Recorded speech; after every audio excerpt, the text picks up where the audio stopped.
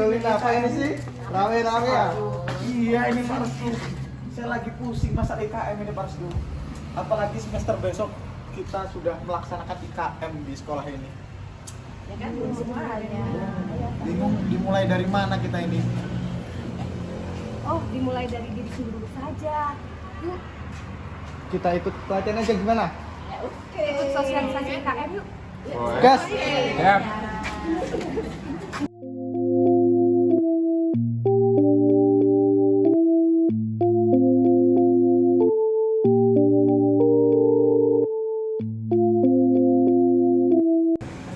Kita mulai.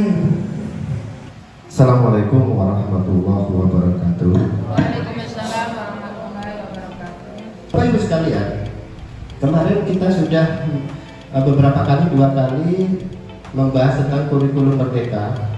Memang perlu Bapak Ibu pahami bahwa kurikulum merdeka ini ada dua hal yang harus kita lakukan, karena kita termasuk madrasah yang akan didampingi, ada pendampingan.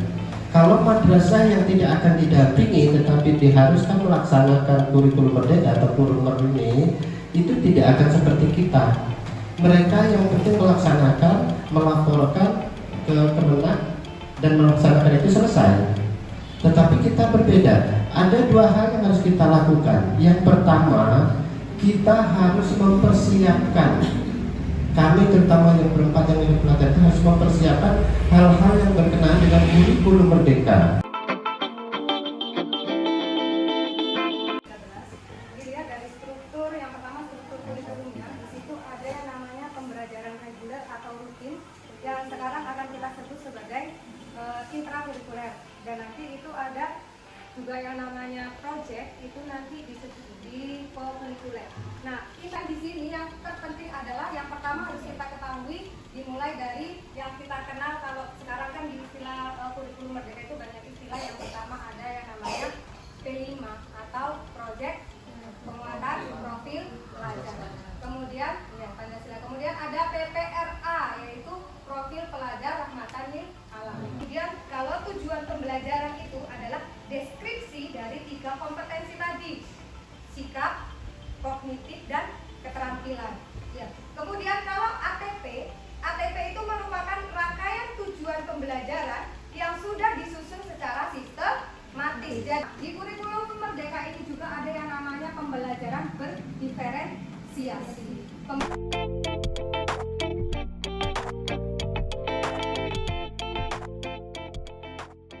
Kita semua pada saat itu harus semuanya siap.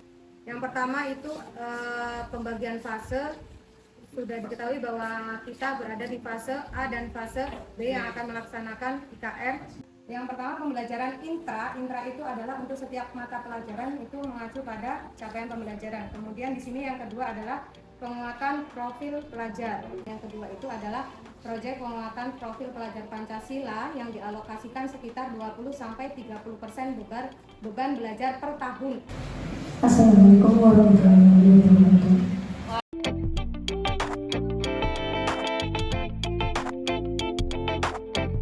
Materi yang sudah kita bahas pada minggu lalu. Yang pertama kita mulai terlebih dahulu dari paradigma kurikulum merdeka di madrasah.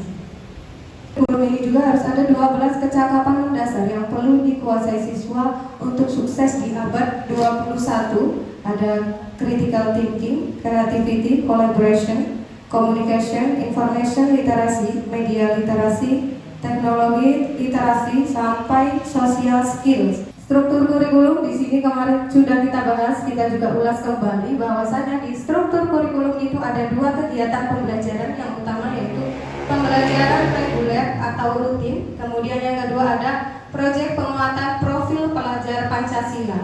Jam pelajaran juga diatur per tahun. Kemudian pendekatan pembelajaran, satuan pendidikan dapat menggunakan pendekatan berbasis pelajaran, tematik atau terintegrasi. PPRA, di situ tujuannya adalah menguatkan profil pelajar dan membangun pemahaman mengenai isu-isu penting dan melatih kemampuan penyelesaian masalah dalam tema.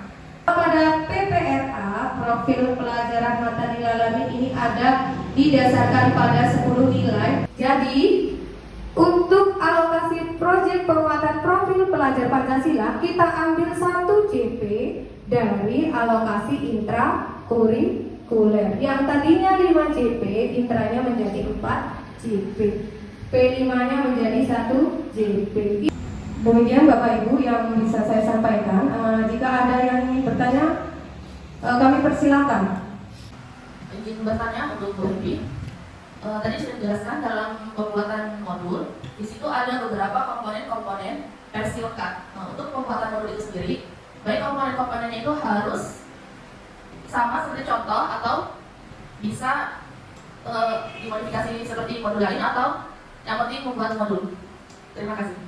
Kalau bisa, yang namanya modul ajar karena mau kita gunakan untuk pembelajaran di kelas, kalau bisa versinya lengkap. Izin bertanya, untuk di modul itu kan Bu Evi ada jumlah peserta didik. Nah, sedangkan saya kan ajar mapel agama, itu saya ngajar dari ABC. Nah, untuk jumlah peserta didik itu saya gabungkan seluruh adik kelas 4 ABC atau per kelas. Itu sebaiknya adalah dipisah karena ibu mengajar di kelas yang berbeda. Silakan Bapak Ibu jika ada lagi yang ingin ditanyakan. Yang pertama yaitu dimensi P5 itu dalam kurikulum Merdeka itu terdiri dari apa saja. Yang kedua yaitu pertanyaan kedua, dalam pembagian beban antara intra dan proyek itu ada 20-30%. Pertanyaan saya, apakah itu berlaku dengan semua mata pelajaran termasuk bahasa Lampung dan bahasa Inggris? Itu pertanyaan yang kedua. Mungkin hanya itu ya. Untuk dimensi P5 itu yang pertama terdiri dari beriman dan bertakwa pada Tuhan Yang Maha Esa dan berakhlak mulia. Jadi lagunya seperti ini, Bu.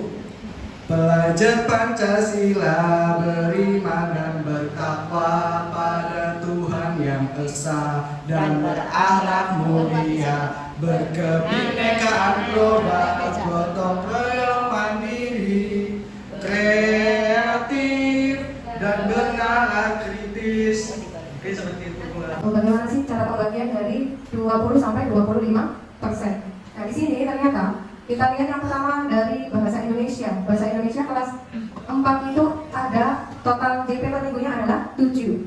Nah, 7 ini kita ambil 1 JP di P5. 3 kunci kesuksesan. Yang pertama ada visi, ada aksi, dan ada gairah. Dan hari ini kita semangat belajar PPJP dan KTP yang akan dirancang menjadi modul ajar, merubah paradigma kurikulum Merdeka. 1, 2, 3. Pelajar Pancasila beriman dan bertakwa pada Tuhan Yang Esa dan berakhlak mulia, berkebinekaan global, gotong royong mandiri, kreatif dan menyala kritis. 3. Alam bersama, selamat datang kawan-kawan. Bersalaman, assalamualaikum, apa kabar? Galaku mengalaku, saling bercerita.